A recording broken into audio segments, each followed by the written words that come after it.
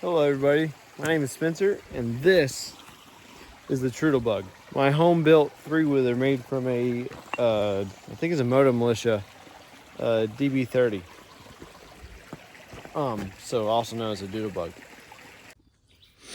So this is my Troodlebug. It has a Honda 200 engine with a VM22 on it and a stock muffler. A lot of people think that just because you have the stock muffler, it'll kill all sorts of power. But from what I found, you really maintain like the throttle response of the VM22, but you maintain the quietness of the stock motor. So on stuff that I like to play in the yard with a lot, I usually leave the stock muffler on if power's not a huge deal. We got these running boards, which I made from some diamond plate that I found on the side of the road and some bumpers from a machine. These rear fenders are just stock Doodlebug rear fenders. I had another bike that I would no longer was running the fender on, so I just doubled up. These little mud flaps are actually some sort of conveyor belt material that my dad got me way back in the day.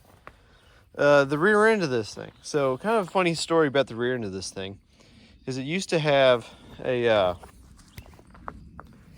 open differential out of a like 60s rug mower in it.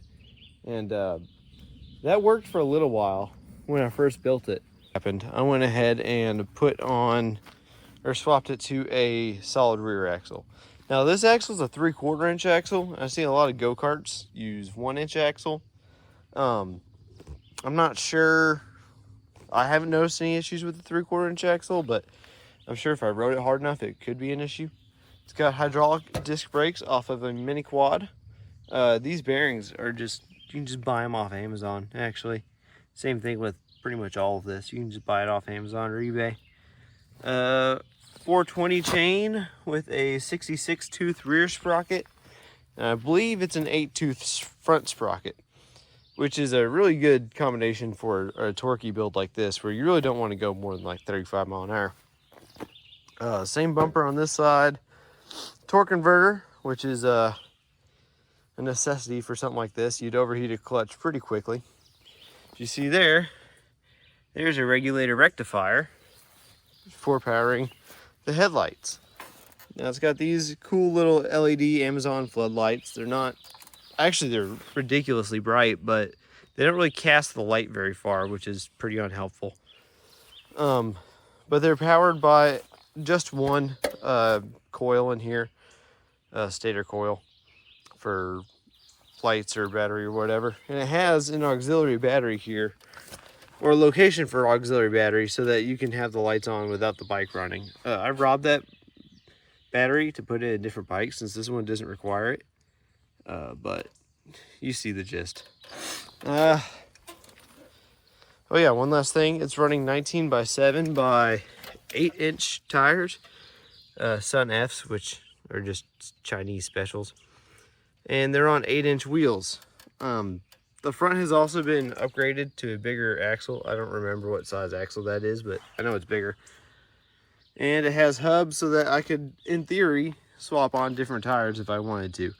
I haven't done that in practice, but you know, it's something I could do. Another kind of cool thing about this is these chevrons on it. And when you sit at a very certain point, look at it. Oh, you're not gonna be able to see. You see all the chevrons line up. That wasn't intentional, it just looks cool.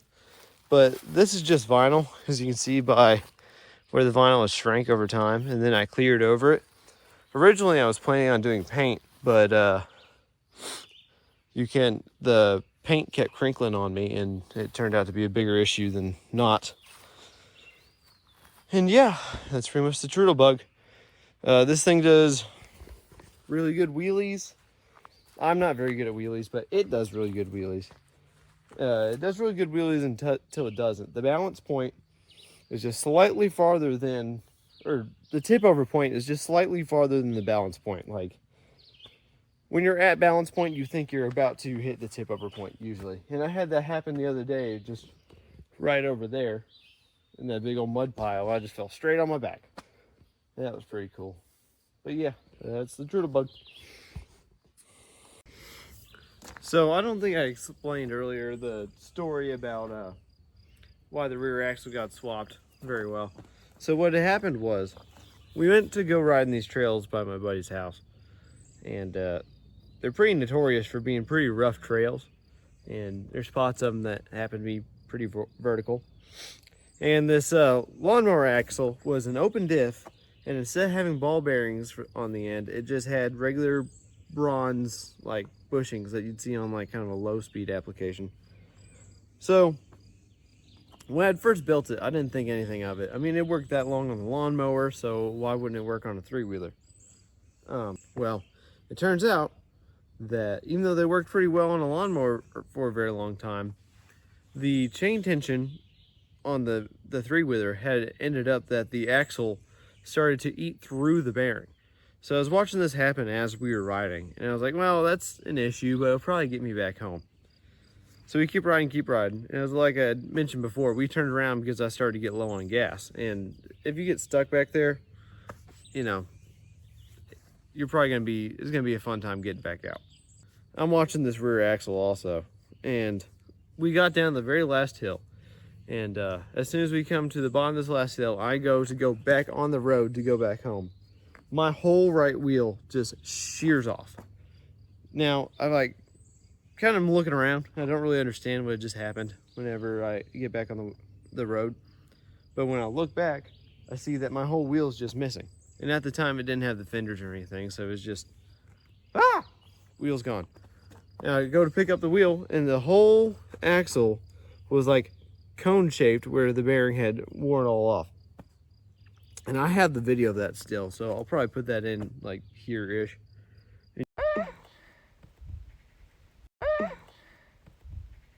And another thing is, I don't think I ever really explained the like the origin of this bike, why I decided to build it.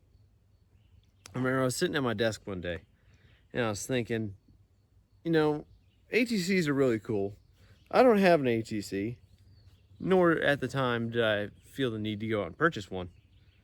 I was like, you know, I bet you have all the parts necessary in the building, or in my shed, to build my own ATC. And that's exactly what we have here. That motor actually came off of a, where is that? Yep, there, something like that. Yep, that motor came off of some piece of lawn equipment. I knew at the time what it was, but now I couldn't tell you, period. Like I'd said previously a couple times, the rear axle is actually out of a like 60s rug mower. Now it's a solid straight axle, but it was out of a 60s rug mower. And the frame was originally just a regular DB30 frame, nothing special about it. It was actually black. While it is a three-wheeler, it looks like it'd be awfully tippy. It is. But what it'll do is it'll tip to a certain point and won't go past that point. I've had maybe twice that this thing has actually flipped on me, and all the times I flipped it, I looped it out from doing wheelies all the time. But as you can see, if you move it, like it really has no desire to go past like this point. The center of gravity is just so low on it from that motor being so low that it really doesn't have any desire to flip all the way like you would think it would. The one thing that it does not do well is steer very well, because when you're going down the hill and there's like ruts and stuff in the way, if you dip a wheel into a rut, it'll just like pull the whole thing that way, and you're kind of powerless to stop it without like tipping it on one or two wheels so that you can regain some control of steering. That being said, once you get used to it, it's really not that bad to ride.